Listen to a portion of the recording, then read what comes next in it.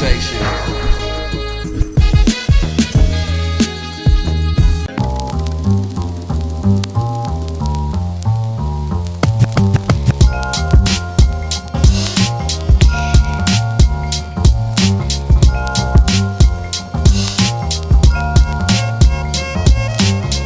Creating conversation. We got John Push Gaines here. You want to thank you for coming out today. Yeah, appreciate that. Take me back. Where you from? Let us know your type of background, how you came up. Man, so I'm from Tacoma. I love Tacoma. I grew up on the hilltop, which is close to here, 8th and Cushman. Okay.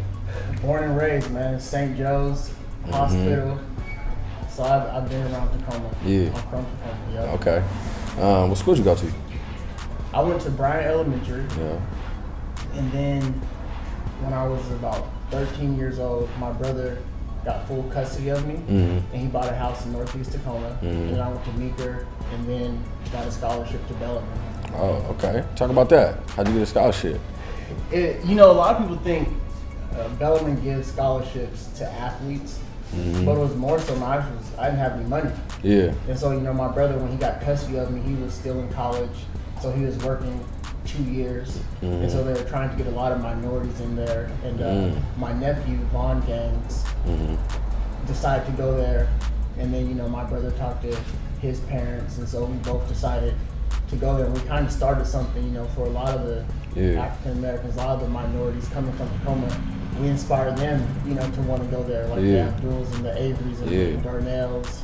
So what year did you graduate? I graduated 2006. Okay. From Bellarmine. Okay. Yep. Yeah. So you was in there when they was, what was that, freshman, sophomore, something like that, and you were there. Yep. Okay. It was the first time my senior year. It was the first time in the history of Bellarmine that we ended up starting 5 African Americans. Oh. It was me, Vaughn, Jordan Paulson, Avery, and Abdul. They didn't start Avery and Abdul until the end of the season. Yeah, I remember that. Yeah, but that's when Federal Way was ranked #1 in the state. And we ended up beating them to get to the Tacoma Dome. Sheesh. Some history there. Let's talk about the movement. What does push mean? Push, man. I was thinking about just push today and how it started. It really started with a text message. And so I was close with Avery, Abdul, and then a couple of my other guys. Yeah. I would literally text them every single day. I had a mentor talk about push. He was like, man, push, pray until something happens. I looked at him and, he was mentoring me. I said, man, one day I'm going to use that and inspire this nation, man. And so I started with just some of my guys.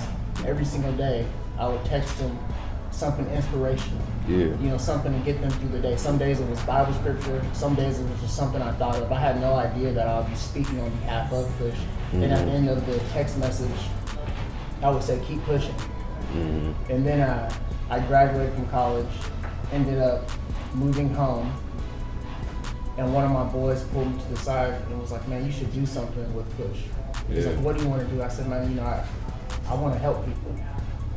I want to take some action and help people, especially in Tacoma, man. So many people hurting. We have a lot of people, especially in our generation, we have a lot of people that talk about change, but not a lot of people stepping up. No action. And so I said, I want to actually do something about it. He said, man, you can do something with Push. So he's like, man, make Push bands. Just get the word out there. Yeah, and that's honestly the first time I heard or even knew who you were, because everybody had the push bands or advertising the push band. I was like, my brother came home with a push band. I was like, where my push band at? Yeah. But that's really how I heard about it. So that was the first wave of push. Yep, okay. That was the start. And I just ordered. This was the original push band, man. I wear it every day, man, for the last 3 years. So it really just started with this. 3 years ago. Yep. Okay. Handing them out, giving them out, selling them, and then giving a percentage back to the community. So with that, we started a basketball team, girls basketball team. Okay. Yeah. You were the coach? I wouldn't know. No way. I'm a football guy. Yeah. So, Okay. I just played. Okay. I was that football guy in the basketball court. Oh, okay. But my brother, he played at Seattle U. He's the basketball coach. Okay. Yep. So it's you and your brother that are basically the ones that are behind the push brand, and then people that you've had? It's actually, you know, he had an idea of starting a basketball team, and we were trying to find out who we could give back to. Yeah. And so in the Pacific Northwest, we have some of the highest sex trafficking in America. A lot of people don't know that. I didn't. And a lot of the girls getting sex trafficked are under the age of 18. And so that's right here on Pack Highway, CCAP. Yeah. And so my brother, he has all those stats. He knows all that. And so I said, you know what? There's a lot of people helping young males. I want to help young females somehow. And so he started an AAU team for young girls to help get them off the streets. And so that's who we get. So that was in that area, Federal Way, or was it's in Tacoma. Okay. But you know what I mean? So I mean, from Tacoma, Seattle. That's a dope idea though, man. Because like you're saying, a lot of people don't know that. I'm one of those people. You know, Yeah. I didn't know that. So to be able to hear things like that, like wow, that's in America. You know what I'm saying? It's like, well, we need to take action. Exactly. We need to take that action and just stop. Now that we know, once we know something, it's not smart if we just know and we talk about it. Exactly.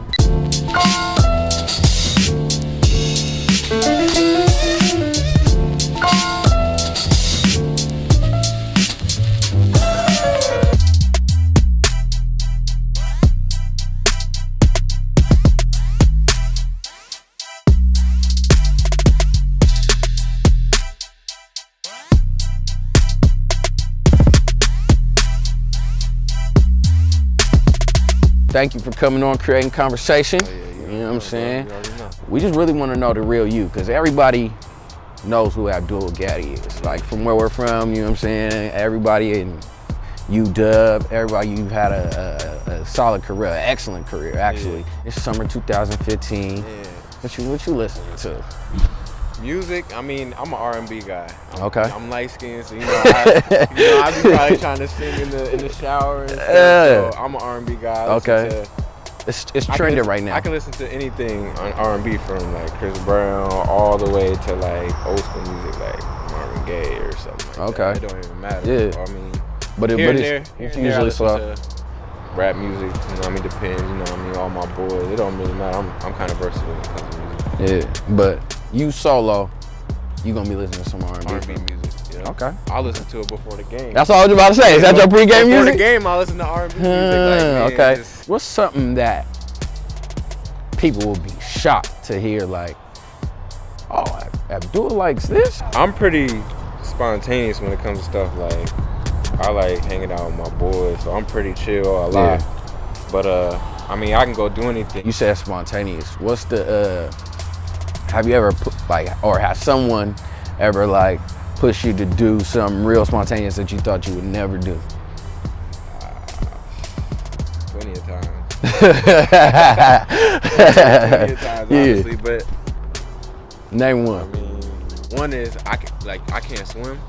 Me neither, nigga. I think I learned a little bit in ninth grade. I can't do nothing in the water. Hold on, my nigga. Like I can't even doggy paddle or nothing. I can't do none of that. That's the only thing I can't do. But I could stride some. I could like if you wanna. You can't do it. You can't do one arms. Oh, you could good. In there. Like legs, under. Legs. I'm like I'm trying to do whatever, and it's messing me up. So what happened swimming? Man, my girl was trying to teach me how to swim. And it just wasn't happening. Like she was like, can you kick? Like, all right, I'll try. Couldn't do nothing. Hold on, this happened at like a beach or a pool? This is a pool? This is at a pool. She was trying to teach me how to swim. Like, I'm like, all right, dead serious. Like, teach me how to swim. Couldn't kick. She was like, all right, float. Literally, she almost made me drown. I got Hey. She was holding me and she was like, you gotta, and I'm like, do not let me go. Yeah. And then she let me go. You know what I mean? I don't got no body fat. You know, I'm skinny. Sink straight to the bottom. I'm thinking like, I'm about to die. I'm gasping. I was mad for the rest of the day though. If you're comfortable in your skin, you're good. You're good, exactly. That's one thing that we kind of want to get at too. Like, everybody isn't gonna be you. Yeah. You know, at the end of the day, you've laid the groundwork for a lot of people to follow in the footsteps of and create something beautiful for sure. Yeah. But everybody can't be you. Yeah. So we want to get that across to anybody that has a different vision or a different thing that they want to step into, they can feel confident in that, you know what I'm saying, but still not feel like, oh, I have to be this. We want people to see that there's different avenues to all different lives. And I feel like you're a person that knows that, you know what I'm saying, that has grasped that, and you can let other people know, like, it's okay to be an engineer.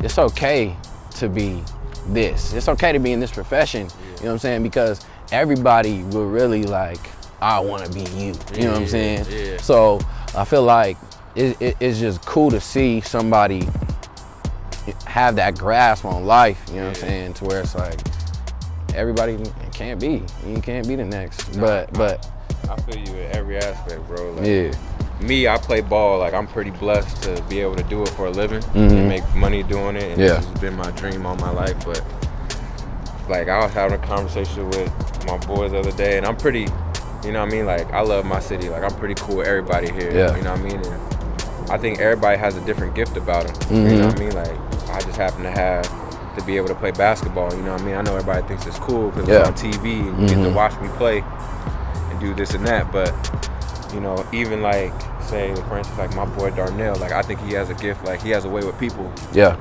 You know what I mean? That nobody has. Definitely. You know what I mean? I tell him that all the time. Like, every time we go to a different city, and I'm like, bro, like, you know what I mean? I'm cool with a lot of NBA players, from John Wall, this and that. Yeah.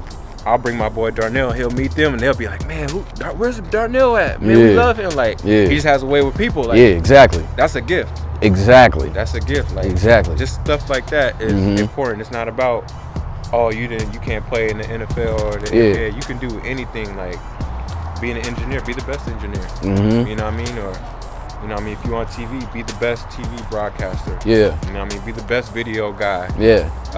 You can do anything, man. Exactly. Like, and, you know what I mean? Like you said, being you, like, I'm always gonna be me. Yeah. Can't nobody be me. Can't nobody.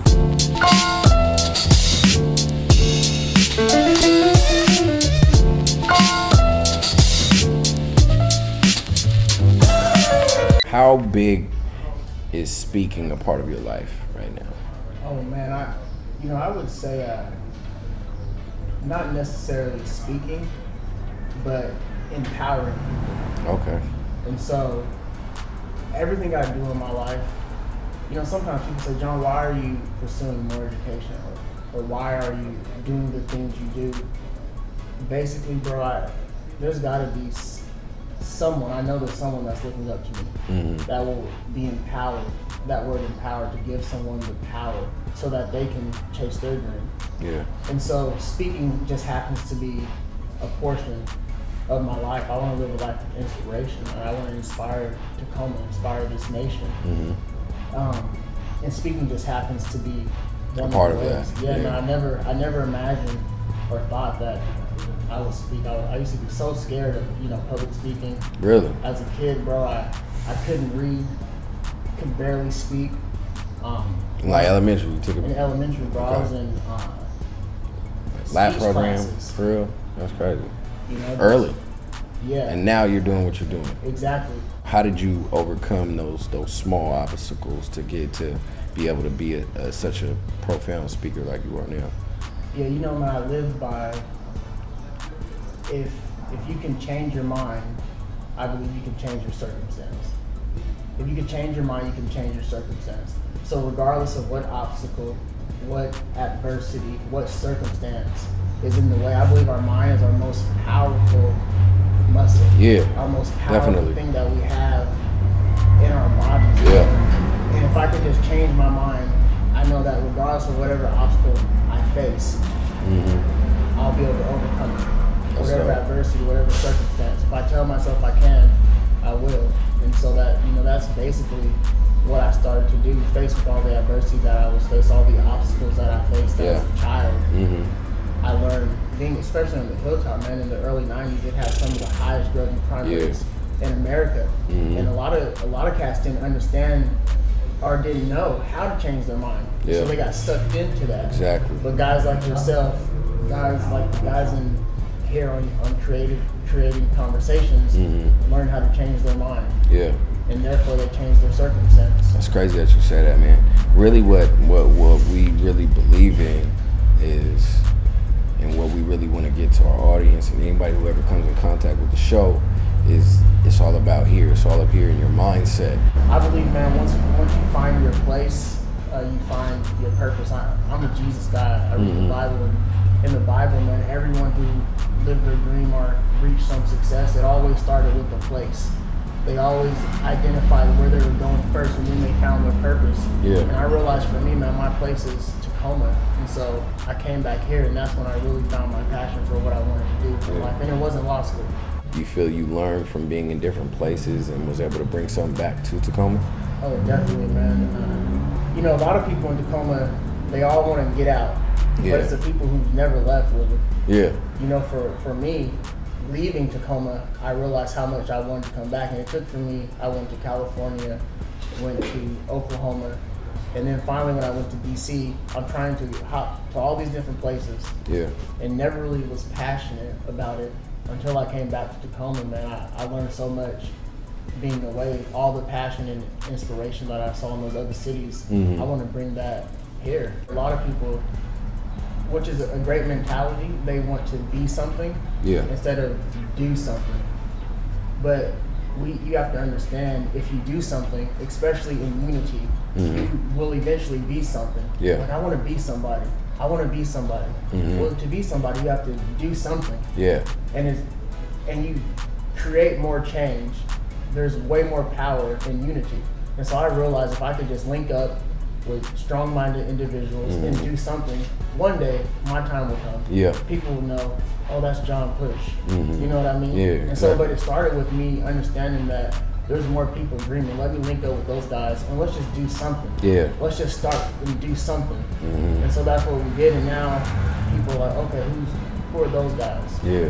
Creating conversations, what's that? Yeah, You have to do something, and then eventually you'll be someone. People will know who you are. Exactly.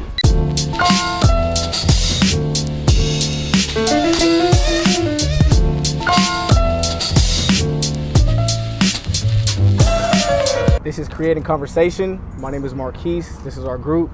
Today's topic is racism, and I'm gonna just kick it off with, do you guys feel that racism still exists? Can I go first? By any means. Everyone, do you guys all want to do it together? One, two, three. Yes. Not only does it still exist, it will never not exist in America. This is what it was built on. So, of course not. It's a system. And they got good at it. They're really good at it because most of us don't even know that it is really this in-depth. So, of course, it will still exist. Are we still slaves, you think?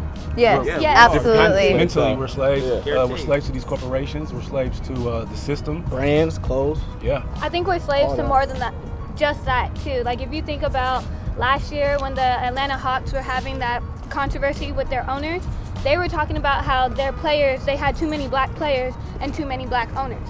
So the white man didn't want to invest into it. You have to think about who are your professional athletes? Who are the mainstream ones? Who do they like? They target most. Marshawn Lynch doesn't want to speak to the media. There's a reason for that. You have all these people who are put in a stadium with who watches NFL the most? Americans. Nobody outside the U.S. pays attention to football like that. They make that sport and they put a lot of African Americans or minorities or whatever it is there. They give you an absurd amount of money to put on a show for them so that they can see what you're doing. It's really just a system though. It's a system built on like keeping black people like down. I mean, it's one of those things where it's like there probably will never be an end, but being unified is probably the best way to go with it. You know, like encouraging other people to get educated, like coming together as one, like not really looking at the enemy, but like being the example. Because at the end of the day, they're never going to stop doing what they're doing. I don't think that we even understand how many levels there actually is to racism and how many levels there are to, you know, minimizing or whatever it is, police brutality, racism in general. I think there's just so many levels to it that we can't even fully comprehend. The best way we can combat racism right now would be knowledge. We all got to. Exactly. We all The best got way that to. we can We got feed the youth to is- ourselves because they ain't gonna give it to us. We got to understand that racism is just like she said. There's levels to it. If we want to really combat racism, we have to stop putting our money into these racist corporations. How many times did you hear Tommy Hilfiger don't like niggas? What's that bottle champagne company don't like niggas? Somebody else. They none of them do. You know what I'm saying? They all say it. So what we do is we cripple them. We cripple them the same way the guy at Dorky's, we're trying to cripple him. Looking at black names and the stigma that we get behind it, but like in terms of us, you know, me compared to a white guy, my name is Markese, obviously, compared to Ryan over here, we can have identical resumes, you know what I'm saying? But I mean, statistically proven, Ryan might get that job, you know what I'm saying? So how you guys feel about That's that? not even racism. That's just the way it should be. Wait, To me, why? That's not racism? No, you're supposed to take care of your people. You're supposed to take care of your people. If I own a business, if you go down and apply at the Emerald Queen, they're gonna hire Native Americans first. Why not? They've been oppressed too, so why The not? thing is, black people don't do that. Black people don't course take into not. consideration. And that, you but know, it's not because We did it once, it's though. not like that naturally. Hold on, we can't say I'm we not saying that don't it's like that because we naturally. did once. You heard of Black Wall Street, right? Like Black Wall Street would be the main Wall Street Yeah. if it wasn't for the destruction of it. You know what I'm saying? The first bomb dropped in the United States was on Black Wall And they Street. don't talk about it. So how do we bring that back is what we got to get to. Because gonna we be- know, you know what I'm saying? We've done it. We've been there. Obviously, we built this entire civilization on this earth. Would it not be what it is if it wasn't for black people? So the question is, how do we return?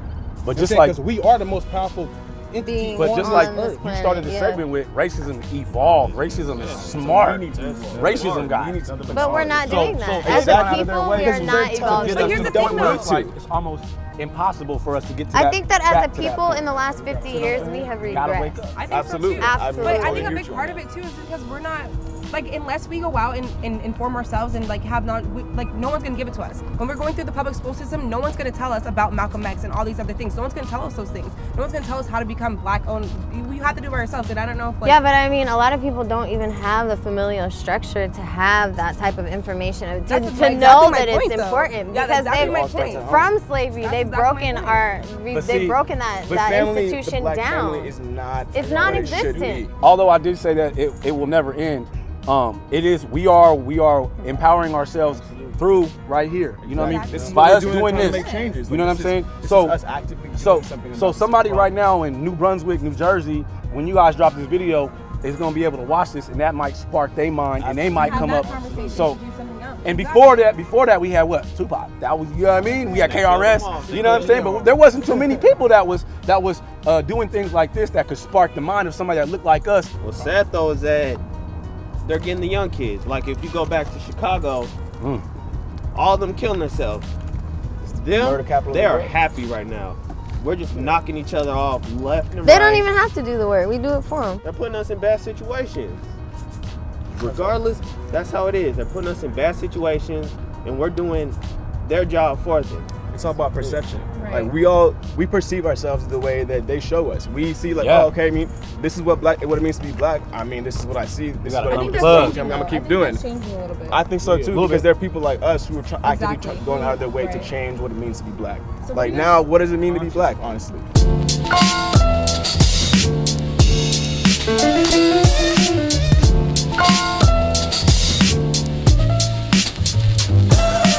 Take me down the history of how you got into it and the journey of motivational speaking when you get in front of a crowd and you're feeding off of your story and telling them and just empowering them. I think it starts with understanding what you want to do more than anything in the world. For me, I was hurt my senior year in football. The dream was NFL. Yeah. I was hurt. I ended up coming back in the championship game, was able to play in that game, but ended up graduating, and I knew I wouldn't be able to move on. And I played a total of 3 games my senior year. I'll never forget it, man. It was about 2.5 years ago, almost 3 years. I wrote down my goals. I knew I wanted to empower people, inspire people, and I wrote down I want to speak. I want to speak, and that's how I want to empower people, and that's what I wanted to do more than anything in the world, and that's how I wanted to empower people. And what that did for me was I spoke it into existence. Yeah. I believe if you have a dream, if there's something you want to be, you have to start speaking it into existence. Yeah, definitely. Because you're going to believe in yourself before anyone else ever believes in you. Mm-hmm. I had to believe in myself. I had to believe in my speaking ability before anyone else ever would believe in me, man. And I ended up writing it down. A lot of people don't believe the story. I wrote it down. I put it on Facebook. Something about motivational speaking or, you know, speaking to inspire people. I forgot how it went. Mm-hmm. But that same week after I put that on Facebook, Todd Beamer High School, one of the largest high schools in Washington, over 2,000 students, contacted me and said, hey, we heard you're a speaker. We know that, because I was already kind of, you know, positive doing some of the push stuff. Mm-hmm. We heard you're a speaker just canceled for MLK assembly, because I wrote it down in December. It was in December, so for our MLK assembly in January. Mm-hmm. Can you be here next Friday? That's crazy. I'm like, yeah, I could be there. I'll be there. Mm-hmm. Man, show up, and I'm chilling in the gym, and there's always haters, man. There's always people that doubt the dream. Yeah, so for a real. teacher came up to me, he's like, man, you look young. He's like, have you done this before? I'm like, no, but I've done it on a small scale. There's over 2,000 students here. Are you ready for this? So I started putting doubt into me. So I'm feeling nervous, but I knew I had to be great. Yeah. I knew I had to give it my best. I knew that was my one shot at chasing the dream, at living the dream. Yeah. And I knew I had to crush it, man. And so all those students walked in there, they're loud, just high school students. Yeah. And they said, man, you have 8 minutes. I got up there, bro, killed it. Never in my life have I experienced something like that. It was higher than football. I never experienced a high like that. Mm-hmm. And I knew after that assembly, this is what I was called to do. After that, did you ever find yourself struggling with anything after or while you were doing that first speech? Oh yeah, definitely, man. It's a daily struggle. A lot of people say, well, what they want to know, what do I do now? Mm-hmm. I still volunteer a lot. Yeah. Obviously, I have to, make money, Mm-hmm. but now I'm able to go to the Boys and Girls Club, different community events. I talked to one of my boys he's starting to speak. Yeah. And I'm like, man, it's all about, you have to remember, it's not about the dollar.